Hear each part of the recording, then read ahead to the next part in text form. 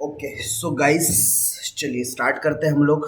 आप लोगों का एक MBA फोर्थ सेम का subject managing banks and financial institution, जो कि आप लोगों के फाइनेंस स्ट्रीम जिन लोगों ने भी चॉइस करके रखा है उन लोगों को MBA के फोर्थ सेम में एक मात्र सब्जेक्ट रहने वाला है FM4 managing banks and financial institutions.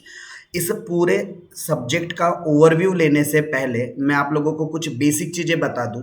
आप लोगों ने ऑलरेडी FM1, FM2, FM3 ये जो सब्जेक्ट्स है अपने थर्ड सेम्स के अंदर ऑलरेडी आप पढ़कर आए हो। IAPM, उसके अलावा project appraisal and financial managements, and उसके अलावा फाइनेंशियल डेरिवेटिव। एंड उसके बाद आप लोगों का अभी MBA जो आपका फोर्थ सेम है उसमें आपका FM4 फाइनेंशियल मैनेजमेंट का आपका ये चौथा सब्जेक्ट है, जहाँ पर आप लोगों का बेसिक ऑब्जेक्ट क्या है, मतलब ये सब्जेक्ट या फिर ये कोर्स में इंक्लूड करने का मेन पर्पस क्या है, क्यों आपको ये managing banks and financial institutions का नॉलेज दिया जा रहा है। तो बीइंग अ फाइनेंशियल स्टूडेंट्स, क्योंकि आप फाइनेंस के स्टूडेंट्स हो, एंड जो सबसे ज़्यादा फाइनेंस सेक्टर्स के अंदर जो जॉब अपॉर्चुनिटीज़ होती है वो कहीं ना कहीं बैंकिंग सेक्टर्स के अंदर होती है as well as insurance sector के अंदर होती है। Correct, banking and insurance sector के अंदर बहुत बड़े लेवल पर जॉब अपॉर्चुनिटीज़ होती है, और जब बैंकिंग सेक्टर में सबसे बड़े लेवल पर जॉब अपॉर्चुनिटीज़ अवेलेबल है तो ऑब्वियस है आपको बैंकिंग सेक्टर का हर एक एस्पेक्ट पता होना चाहिए। जितने भी फाइनेंशियल इंस्टीट्यूशंस है जो प्राइवेट फंडिंग्स करती है, फॉर एग्जांपल L&T फाइनेंस हो गई आपकी, श्रीराम फाइनेंस हो गया आपका, मेगमा फाइनेंस हो गया, ऐसे कई फाइनेंस कंपनीज है या कई सारी इंडिया के अंदर NBFCs है जहाँ पर फाइनेंशियल नॉलेज की रिक्वायर्ड होती है। एंड मोस्टली वहाँ पर जो फर्स्ट प्रायोरिटी मिलती है जॉब के लिए वो MBA होल्डर्स को ही मिलती है। दैट्स वाई ये जो सब्जेक्ट है आपके सिलेबस के अंदर इंक्लूड किया गया है। तो फॉरमोस्ट चीज़ें कि भाई आपको क्या क्या सीखना है इस चीज़ सब्जेक्ट के अंदर। तो पहले तो आपको बैंक्स क्या होते हैं और बैंक का क्या काम है वो आपको सीखना है। उसके अलावा अगर हम देखें कि जो मॉनिटरी पॉलिसीज बनाता है RBI, तो उसमें हमारे बैंकिंग सेक्टर का क्या रोल रहता है वो आपको समझना है। RBI ने जो मॉनिटरी पॉलिसीज बना रखा है उसमें हमारी बैंकिंग जो प्राइवेट या फिर जो हमारी पब्लिक बैंक्स है ये किस तरीके से रोल प्ले करती है, हमने वो चीज़ों को देखना है। उसके अलावा हम लोगों ने सीखना है कि भाई किस तरीके से जो भी हमारा मैनेजमेंट है बैंक के हिसाब से, मतलब कभी भी बैंक क्या करता है, किसी भी बिजनेस को फंडिंग करने से पहले, किसी भी बिजनेस को फंडिंग करने से पहले या किसी भी बिजनेस को वो लोन देने से पहले उस बिजनेस की क्रेडिट वर्थ को चेक करता है कि उस बिजनेस का क्रेडिट वर्थ कितना है। मतलब कि क्या जो बिजनेस चला रहा है, जिस बिजनेस को फंड प्रोवाइड करने वाला है बैंक, क्या वो वाइबल बिजनेस है, क्या उसकी फाइनेंशियल पोजीशन साउंड है, क्या वो बिजनेस फाइनेंशियली हेल्दी है। ये सारे पैरामीटर्स आपको सिखाए जाते हैं ताकि आप अपने बिजनेस को, जिस भी बिजनेस में आप वर्क कर रहे हो बीइंग अ MBA एस्पायरेंट, तो आप क्या कर सको, वो सारी रिक्वायरमेंट्स को फुलफिल कर सको। उसके अलावा आप लोगों को NPA का नॉलेज होना चाहिए, नॉन परफॉर्मिंग असेट्स, क्योंकि बैंकिंग सेक्टर्स के अंदर सबसे ज़्यादा जो बड़ा इशू, सबसे बड़ा जो प्रॉब्लम होता है वो NPA से रिलेटेड ही होता है। अगर कोई बैंक या कोई फाइनेंशियल इंस्टीट्यूट डूबती है, लिक्विडेट होती है, तो उसका सबसे बड़ा और इंपॉर्टेंट कारण होता है नॉन परफॉर्मिंग एसेट्स। तो नॉन परफॉर्मिंग एसेट्स के बारे में आप लोगों ने सीखना है आपके इस पर्टिकुलर सब्जेक्ट के अंदर। उसके अलावा अगर हम लोग बात करें तो इस सब्जेक्ट के अंदर आप लोगों को जो अलग अलग फाइनेंशियल इंस्टीट्यूशंस है, लाइक इंश्योरेंस, जो बैंकिंग काम तो नहीं कर रही है लेकिन हाँ इनडायरेक्टली ये भी कहीं ना कहीं मॉनिटरी टर्म्स में ट्रांजेक्शन्स कर रही है, इंश्योरेंस हो गई। उसके अलावा हाउसिंग फाइनेंस हो गई, या बहुत सारी कंपनी जो क्रेडिट रेटिंग्स प्रोवाइड्स करती है, ये सब हमारी बैंकिंग तो नहीं लेकिन फाइनेंशियल ऑर्गेनाइजेशंस है जहाँ पर कहीं ना कहीं MBA होल्डर्स की काफ़ी ज़्यादा ज़रूरत पड़ती है। तो ये सब्जेक्ट क्यों आपके कोर्स के अंदर लाया गया है उसका अभी हम लोगों ने कुछ ऑब्जेक्ट डिस्कस किए।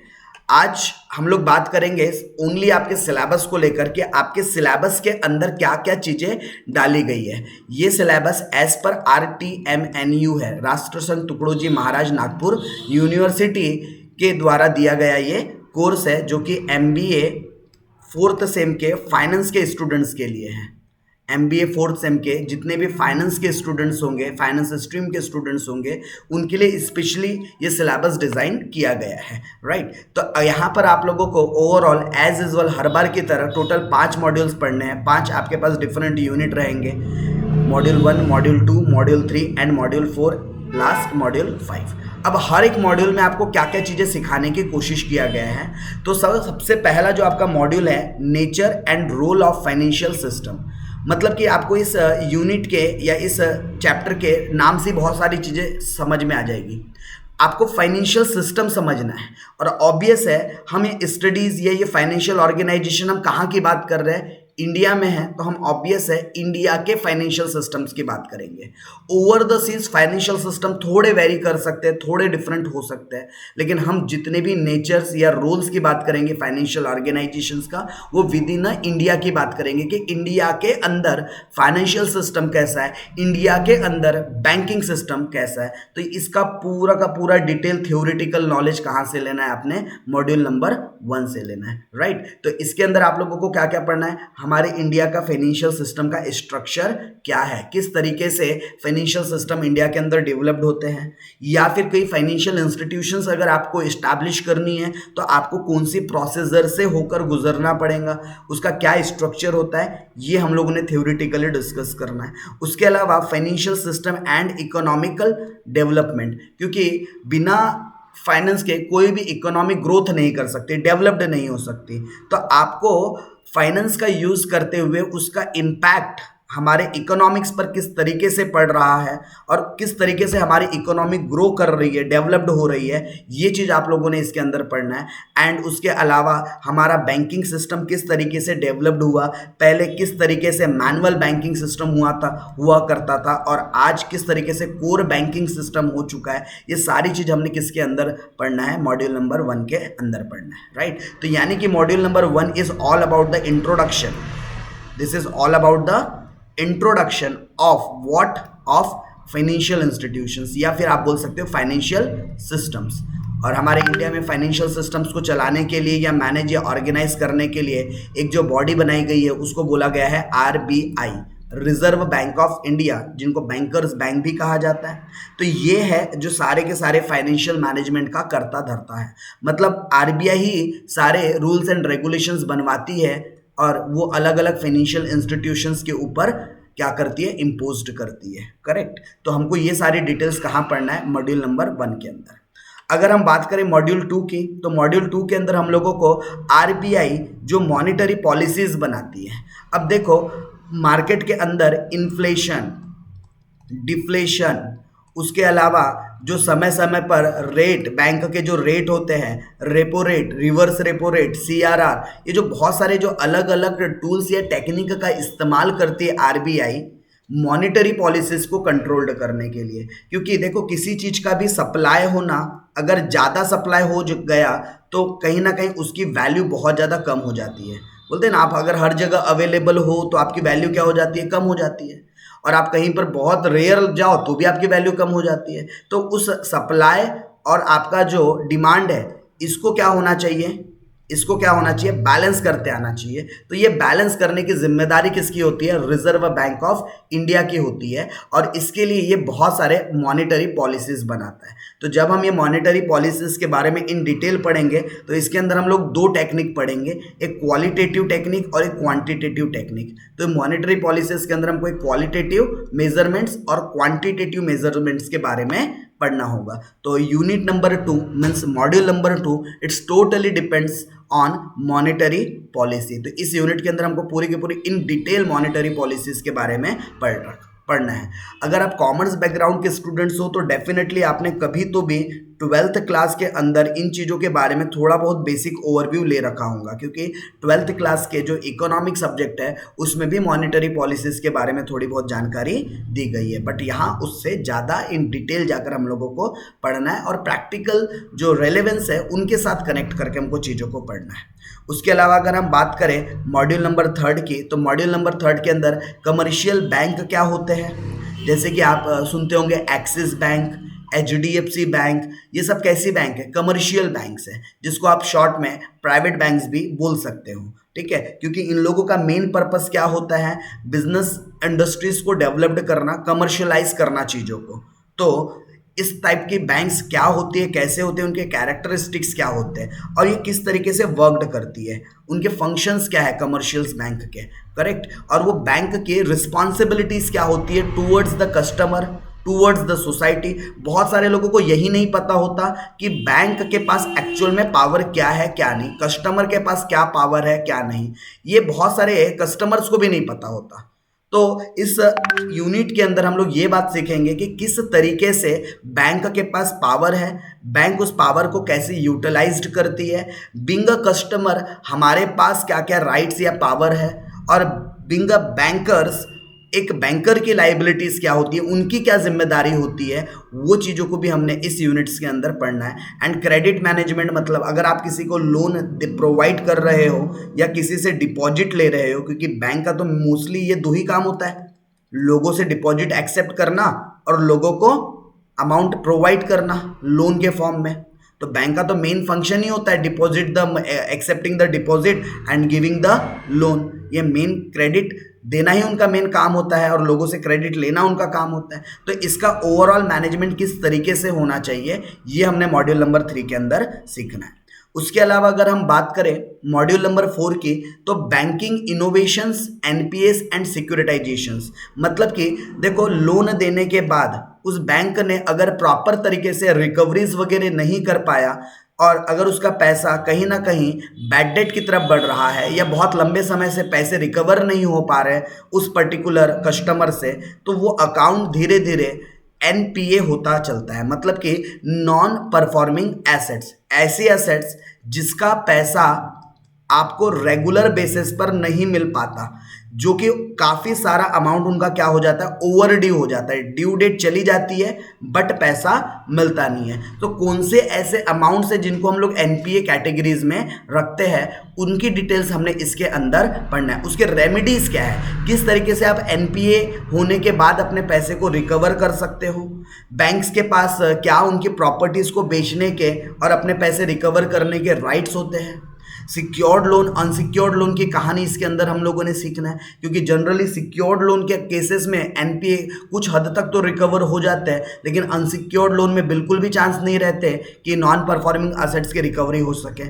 एंड सिक्योरिटाइजेशन, चीज़ों को बेच देना कई बार होता है, और अभी यहाँ पर भले आपके सिलेबस में नहीं है, लेकिन मैं आप लोगों को एक कॉन्सेप्ट बताऊँगा जो हमारी इंडियन गवर्नमेंट ने लॉन्च की है, बैड बैंक का। तो एक बैड बैंक जो कि रिसेंटली गवर्नमेंट ऑफ इंडिया ने क्या किया है, इंट्रोड्यूस किया है for solving the NPA problem. जो नॉन परफॉर्मिंग एसेट्स की जो प्रॉब्लम है उसको सॉल्व करने के लिए गवर्नमेंट ने एक बैंक बनाया है, और उस बैंक का नाम ही क्या रखा गया है, बैड बैंक। मतलब ये ऐसी बैंक है जो लोगों की एनपीए रिकवरी करने का काम करेंगी। ठीक है, और ये कॉन्सेप्ट इंडिया में रिसेंटली शुरू हुआ है, लेकिन अगर मैं ओवर द सीज की बात करूं तो डेवलप्ड नेशंस के अंदर बैड बैंक्स ऑलरेडी वर्किंग कर रही है, एंड वहीं से ये कॉन्सेप्ट्स को इंडिया के अंदर भी लाया गया है और उसमें काफ़ी ज़्यादा इनोवेशंस किए जा रहे हैं। तो मैं आप लोगों को बैड बैंक के बारे में भी यहाँ पर काफ़ी अच्छी और डिटेल में डिस्कशन करवाऊंगा जब हम डिटेल में इस यूनिट के अंदर जाएंगे। उसके अलावा अगर हम बात करें मॉड्यूल नंबर 5, जो थोड़ा बैंकिंग सेक्टर के बाहर आ जाता है, क्योंकि अभी तक आपको बैंकिंग सेक्टर का काफ़ी अच्छा खासा नॉलेज दे दिया गया है मॉड्यूल नंबर 2, 3 एंड 4 के अंदर। And module number 5 non banking financial institution से डील करता है। इसी को आप शॉर्ट में एनबीएफसी भी बोलते हो। इसी को शॉर्ट में क्या बोला जाता है, NBFC, non banking financial institutions. बहुत सारी सर्विसेज होती है जो in the form of finance तो प्रोवाइड की जाती है, लेकिन वो बैंक नहीं है। जैसे कि लाइफ इंश्योरेंस कंपनीज की बात करते हैं, ठीक है, किसकी बात करते हैं, लाइफ इंश्योरेंस कंपनी। तो लाइफ इंश्योरेंस कंपनीज भी तो कहीं ना कहीं फाइनेंस सेक्टर में ही डील कर रही है, लेकिन वो किसी को लोन भी प्रोवाइड करती है। लाइफ इंश्योरेंस कंपनी क्या करती है, लोन भी प्रोवाइड करती है अगेंस्ट द इंश्योरेंस। ठीक है, उसी तरीके से जनरल इंश्योरेंस कंपनी है जो लोगों का क्लेम सेटलमेंट्स करने का काम करती है, इफ अगर कोई एक्सीडेंटली अगर कोई लॉसेस वगैरह होते हैं तो। हाउसिंग फाइनेंस कंपनी, जैसे कि आपको पता होगा LIC हाउसिंग फाइनेंस। इसी तरीके से बहुत सारी दीवान हाउसिंग फाइनेंस, काफ़ी सारी इंडिया के अंदर NBFC डेवलप्ड की गई है जो हाउसिंग फाइनेंस का काम करती है, जैसे कि महिंद्रा हाउसिंग फाइनेंस। तो ऐसे काफ़ी सारी आपको हाउसिंग फाइनेंस कंपनी देखने को मिलेंगी जिनका कोरली या फिर मेनली फोकस होता है होम लोन प्रोवाइड्स करना। बट होम लोन के साथ साथ वो पर्सनल लोन, व्हीकल लोन, ठीक है, ये कार लोन, ये सारे लोन्स क्या करती है वो प्रोवाइड करती है। उसके अलावा क्रेडिट रेटिंग्स, तो क्रेडिट रेटिंग्स की बहुत सारी एजेंसीज है, क्रेडिट रेटिंग करने की बहुत सारी एजेंसीज है। अब क्रेडिट रेटिंग का मतलब क्या होता है, तो आपने शायद सिबिल करके कभी सुना होगा, और अगर इफ नहीं सुना है तो हम लोग सिबिल के बारे में इन डिटेल पढ़ेंगे। तो ये जो क्रेडिट रेटिंग की बात कर रहे हैं ना, सिबिल बहुत ज़्यादा इंपॉर्टेंट रोल प्ले करता है अगर आपको फाइनेंस सेक्टर के अंदर जाना है तो। एंड सिबिल अपने आप में खुद एक कंपनी है जो क्या करती है, क्रेडिट रेटिंग प्रोवाइड करती है। आउट ऑफ 1000 वो रेटिंग्स देती है कि 1000 में से किसकी rating as per their financial transactions and the financial behaviours, वो आपको 1000 में से एक रेटिंग करती है। किसी को 600, किसी को 700, किसी को 500, किसी को -1। तो ये रेटिंग्स के मतलब क्या है और किस बेसिस पर ये रेटिंग्स होती है, हमने इस क्रेडिट रेटिंग टॉपिक्स के अंदर पढ़ना है कि किस तरीके से सिबिल वर्क करता है और किस तरीके से क्रेडिट रेटिंग बनाई जाती है। ये हम लोगों ने कहाँ डिस्कस करना है, मॉड्यूल नंबर 5 के अंदर डिस्कस करना है, करेक्ट। सो गाइस, ये एक ओवरव्यू था आपके फाइनेंशियल जो मैनेजमेंट 4 जो आपका सब्जेक्ट था, managing banks and financial institutions, तो उसका ये एक ओवरव्यू था पूरे सिलेबस का। सो आज हम लोगों ने इस क्लास के अंदर सिर्फ और सिर्फ एक सिलेबस गो थ्रू किया है कि हमको पांचों मॉड्यूल के अंदर क्या पढ़ना है। अच्छा, कुछ क्लैरिटीज दे दूं जो शायद बहुत सारे बच्चों को कंफ्यूजन रहता है कि फाइनेंस मतलब सिर्फ और सिर्फ न्यूमेरिकल। तो ये जो सब्जेक्ट है आपका FM4, तो इसके अंदर कोई भी प्रैक्टिकल क्वेश्चन नहीं है। मतलब कि ये पूरा का पूरा जो सब्जेक्ट है थ्योरिटिकल है।